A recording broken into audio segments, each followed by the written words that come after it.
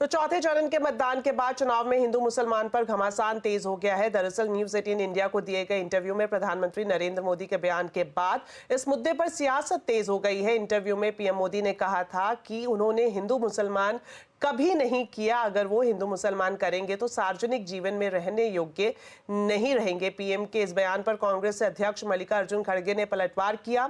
खड़गे ने कहा कि मुस्लिमों पर ये शब्द पीएम मोदी के ही हैं। पीएम मटन, मछली और मंगलसूत्र पर बात ना करें, सिर्फ अपनी उपलब्धियों के बारे में बात करें। और वो अपने भाषण में मटन, चिकन, मंगलसूत्र, ये मणिपुर विषय छोड़ दिए, बाकी यही वो बोलते रहते। देखो भाई, कोई भी आपको कुछ कहना है, वोट लेना है, तो आपके काम पे वोट लो ना। मैंने ये किया, जैसा कि जवाहरलाल नेहरू जी ने बड़े बड़े पब्लिक सेक्टर्स बनाए, HMT, HAL, BEL, BHEL, ये सारे बनाए और उससे लाखों लोगों को एम्प्लॉयमेंट मिला। बड़े बड़े बांध बनवाए जिससे हमारा हरी क्रांति इस देश में आ गई। ये काम बताकर आप लोग। कांग्रेस के पूर्व अध्यक्ष राहुल गांधी ने उड़ीसा के बलांगीर में संविधान को लेकर बीजेपी को बड़ी चुनौती दे डाली। उन्होंने कहा कि दुनिया की कोई भी शक्ति संविधान को नहीं छू सकती। अगर बीजेपी संविधान को फाड़कर फेंकने की कोशिश करेगी तो फिर देखना कांग्रेस और देश की जनता उनके साथ कैसा व्यवहार करती है। बीजेपी के बड़े बड़े नेता कहते हैं अगर वो चुनाव जीतेंगे तो इस किताब को वो फाड़ के फेंक देंगे।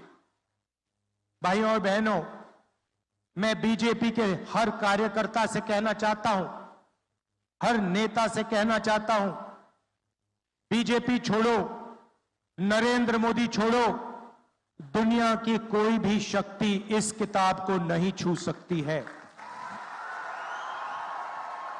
इसको अगर आपने फाड़ने की कोशिश की तो फिर देखना देश आपके साथ, कांग्रेस पार्टी आपके साथ क्या करती है। गृहमंत्री अमित शाह ने पश्चिम बंगाल में एक रैली को संबोधित करते हुए ममता बनर्जी पर जमकर हमला बोला। उन्होंने कहा कि मां माटी मानुष के वादे पर ममता सत्ता में आई थी, लेकिन अब मुल्ला, मदरसा और माफिया की खातिरदारी कर रही हैं। मां माटी और मानुष, इसकी जगह मुल्ला, मदरसा और माफिया। मुझे बताओ, ये ममता दीदी को फिर से चुनना चाहिए क्या? ये मस्जिदों के इमाम को वेतन देती है, मंदिर के पंडितों को नहीं देती है। ऐसा चल सकता है क्या? जोर से बोलो, चल सकता है क्या? ताजिया निकल सकता है और काली विसर्जन नहीं हो सकता, दुर्गा विसर्जन नहीं हो सकता। ऐसा चल सकता है क्या? तो पांचवें चरण के मतदान से पहले हिंदू मुसलमान पर क्यों मचा है घमासान? आज चुनाव अड्डा में इसी पर करेंगे बड़ी चर्चा, शाम 7:57 पर।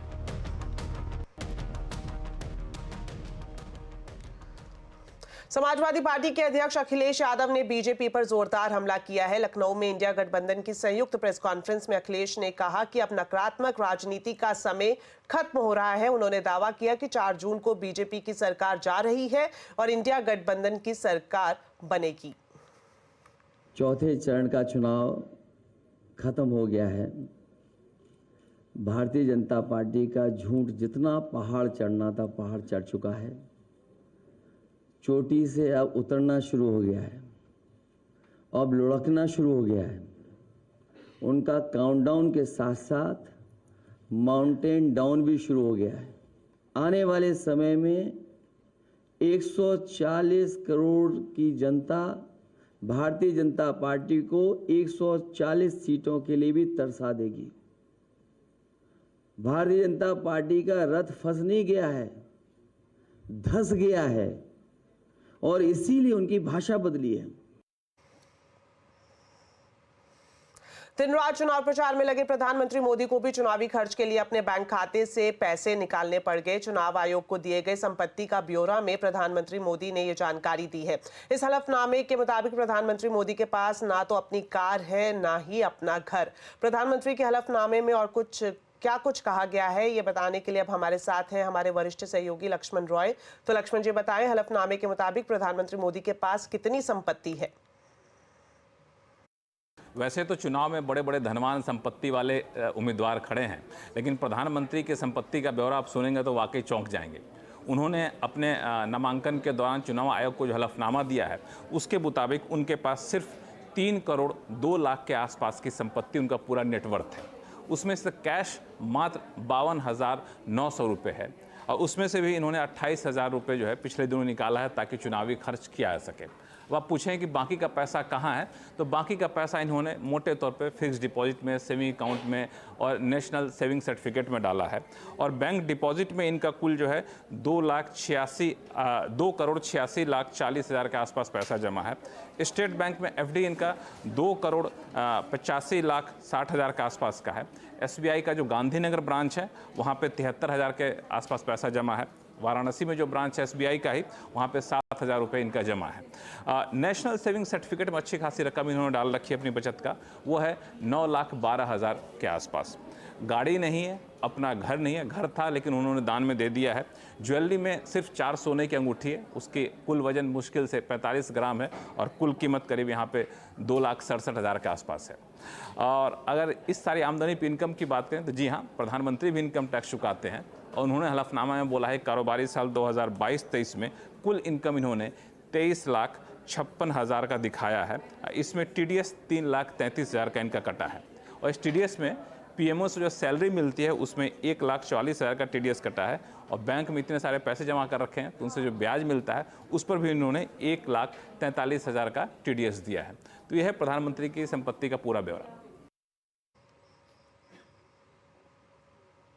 शुक्रिया लक्ष्मण जी इस पूरी जानकारी के लिए। और अब बुलेटिन में आपको दिखाते हैं लोकसभा चुनाव से जुड़ी हमारी स्पेशल कवरेज, चुनावी मूड माहौल।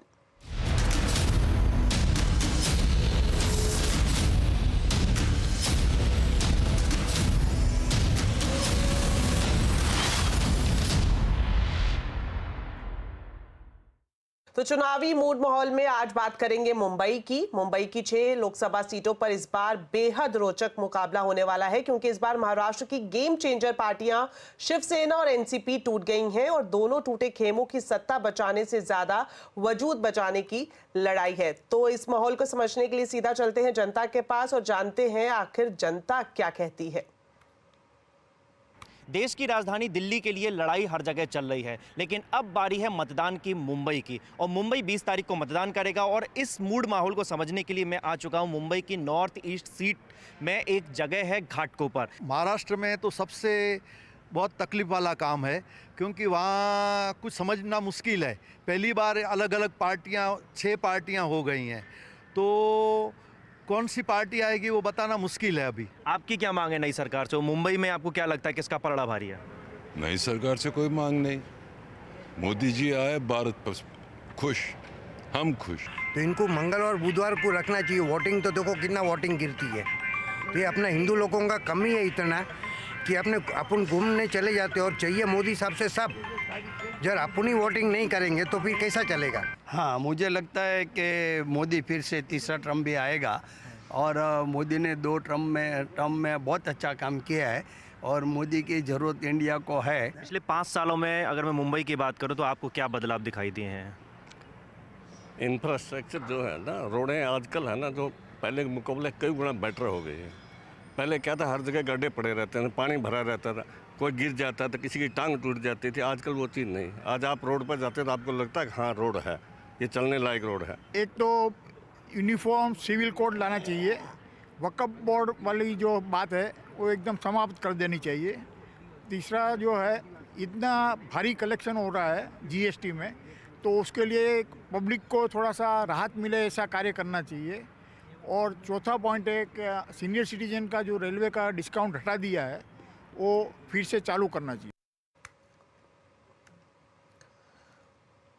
चलिए मुंबई के बाद अब बात करते हैं दिल्ली की 7 सीटों पर इस बार कड़ा मुकाबला दिखाई दे रहा है, लेकिन सबसे दिलचस्प होगी दक्षिणी दिल्ली की जंग। यहां बीजेपी और आम आदमी पार्टी ने अपने अपने सिटिंग विधायकों को मैदान में उतारा है।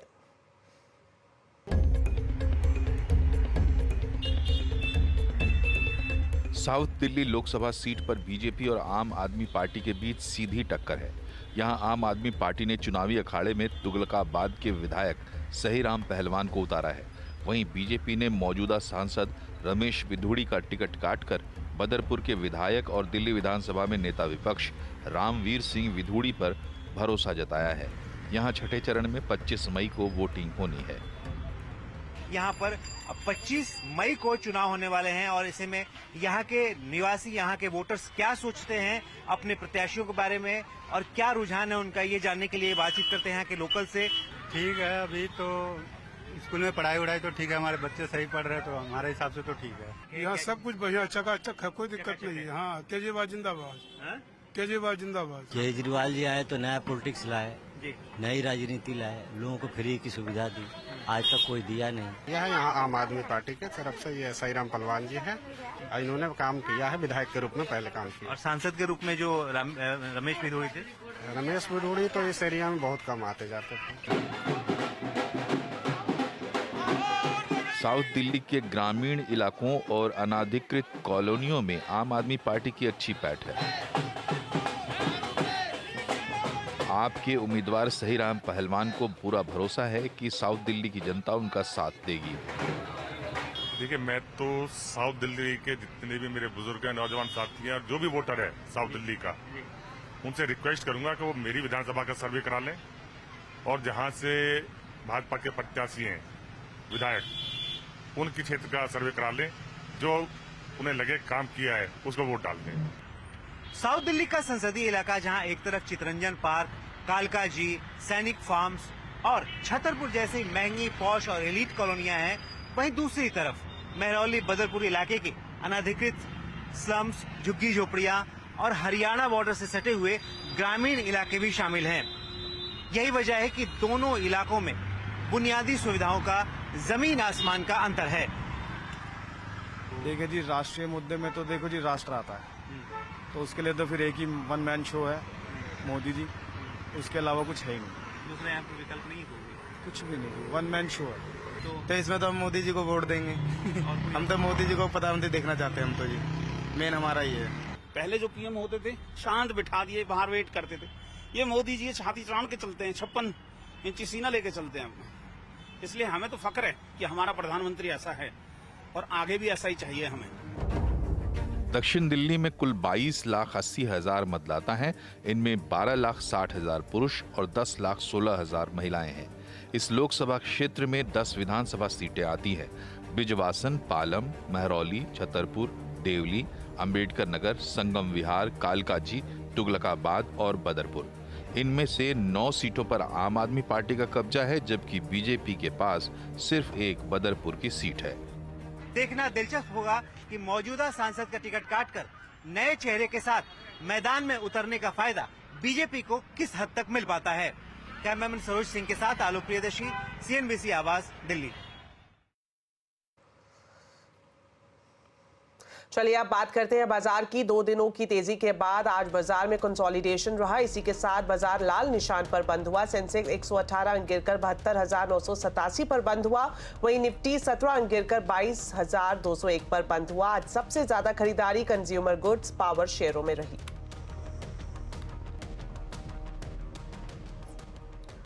देश के सबसे बड़े सरकारी बैंक SBI ने अपने कस्टमर्स को बड़ी खुशखबरी दी है। SBI ने फिक्स डिपॉजिट पर इंटरेस्ट रेट बढ़ा दिया है। SBI ने जमा दरें 0.25% से 0.75% तक बढ़ाई है। SBI ने कस्टमर्स के लिए 2 करोड़ से कम के फिक्स डिपॉजिट पर ब्याज दरों को भी बढ़ा दिया है। FD की ये नई दरें 15 मई 2024 से लागू हो चुकी हैं। फिक्स डिपॉजिट पर SBI की नई ब्याज दरों से कस्टमर को 0.75% तक का फायदा होने वाला है। अब इसे 4.75% से बढ़ाकर 5.5% कर दिया गया है।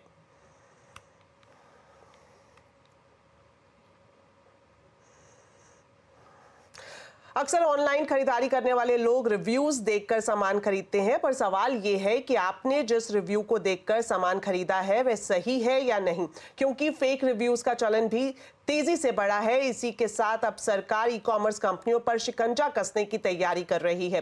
कंज्यूमर अफेयर मंत्रालय गाइडलाइंस को अनिवार्य करने की तैयारी कर रहा है। इस पर कंज्यूमर अफेयर सेक्रेटरी निधि खरे से बातचीत की है हमारे संवाददाता असीम मनचंदा ने। देखिए, आपने फेक रिव्यूज के ऊपर स्टेक होल्डर के साथ बैठक की है, क्या निकल कर क्या है, कब तक ये मैंडेटरी हो सकती है गाइडलाइन? आप जानते ही हैं कि फेक रिव्यूज, पेड रिव्यूज के ऊपर एक BIS के द्वारा एक स्टैंडर्ड लाया गया था।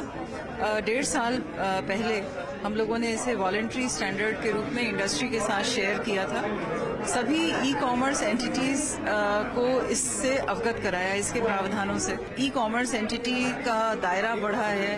पोस्ट कोविड कंज्यूमर का सेटिस्फैक्शन भी एक संतोष भरा हो और उन्हें ये समझ आए कि वो रिव्यूज पर ट्रस्ट कर सकते हैं। इसीलिए इसको मैंडेटरी QCO में लाने की तैयारी की जा रही है। 1.5 साल का वक्त ऑलरेडी दिया जा चुका है, तो क्या और वक्त दिया जाएगा? कब तक आप इसको लागू होता हुआ देख सकते हैं लोग? अभी तक ये वॉलेंटरी था, क्योंकि ये एक नई प्रक्रिया थी और हम लोग चाहते थे कि ज्यादा से ज्यादा ई कॉमर्स कंपनीज इस पे आगे आए। मुझे बहुत खुशी हो रही है ये कहते हुए कि आज की इस बैठक में सभी जो ई कॉमर्स एंटिटीज हैं उन्होंने अपना समर्थन दिया है और कुछ एक छोटे मोटे उन्होंने सुझाव भी दिए हैं और हम लोग इसको जल्द ही इस प्रक्रिया में हैं कि इसको एक मैंडेटरी QCO के रूप में इसे अनिवार्य श्रेणी में लाने से कंज्यूमर्स के हितों की संरक्षण होगा। तो ऑनलाइन शॉपिंग में फेक रिव्यू को कैसे पहचाने, आज देखिए कंज्यूमर अड्डा शाम 5:57 पर।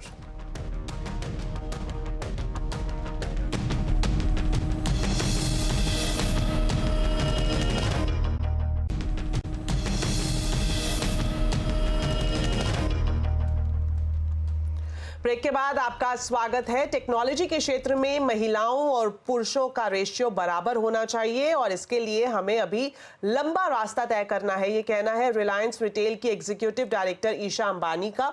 ईशा अंबानी ने कहा कि देश की लड़कियों को टेक्नोलॉजी सेक्टर को एक करियर के तौर पर चुनना चाहिए। Rapid advancement of technology has triggered a digital revolution that permeates every facet of our society. From communications, education and healthcare to business and finance, the transformative power of technology is evident. STEM in general and ICT in particular are the drivers of this phenomenal progress in technology. As we move deeper into the fourth industrial revolution, the role of ICT becomes increasingly pivotal, underpinning innovations in every sector and ensuring that our journey towards digital and technological advancements, we need to design and execute a comprehensive strategy.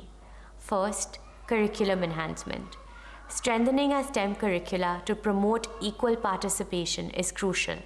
We must consult gender equality experts to ensure our learning material are free of biases and resonate with both genders. The government, under the stewardship of our visionary Prime Minister, Shri Narendra Bhai Modi, is making alterations and necessary course corrections, and the results are already showing. In the last decade, there's been a 6% increase in women's representation in the tech workforce. However, we still have a long way to go to make it a 50-50 man-woman ratio in every sphere of technology and across hierarchies. गर्मियां बढ़ने से ठंडे product की मांग भी बढ़ी है, ये कहना है अमूल के MD जयन मेहता का। हमसे एक्सक्लूसिव बातचीत में उन्होंने कहा कि कंपनी के आइसक्रीम कारोबार में 40% तक की ग्रोथ आई है। साथ ही छाछ और लस्सी की मांग भी अच्छी देखने को मिल रही है। गर्मी का मौसम है तो लोग ठंडे प्रोडक्ट्स अवश्य कंज्यूम करते हैं, तो हमारा पूरा पोर्टफोलियो इस तरह से बना हुआ है जैसे कि आइसक्रीम्स हैं जिसमें करीबन 30 से 40% ग्रोथ हम दर्ज कर रहे हैं। साथ में अमूल कूल, छाछ, लस्सी जो बेवरेजेस के पोर्टफोलियो है उसमें भी काफी अच्छा ग्रोथ है। दही की कैटेगरी में भी काफी अच्छा ग्रोथ है और पाउच बटर मिल्क जो प्रोबायोटिक हो चुका है उसमें भी 40-50% का ग्रोथ हम दर्ज कर रहे हैं। तो ओवरऑल ये समर का सीजन है और उसमें जो ठंडे पेय पदार्थ कंजम्पशन का जो एक हमारे यहाँ एक रिवाज है, उसकी चलते ही अमूल के सभी इस तरह के प्रोडक्ट कैटेगरीज में अच्छा ग्रोथ आ रहा है। तो बुलेटिन में फिलहाल इतना ही। आप खबरों पर अपडेट रहें, CNBC आवाज से जुड़े रहें हमारे सोशल मीडिया हैंडल्स के जरिए। नमस्कार।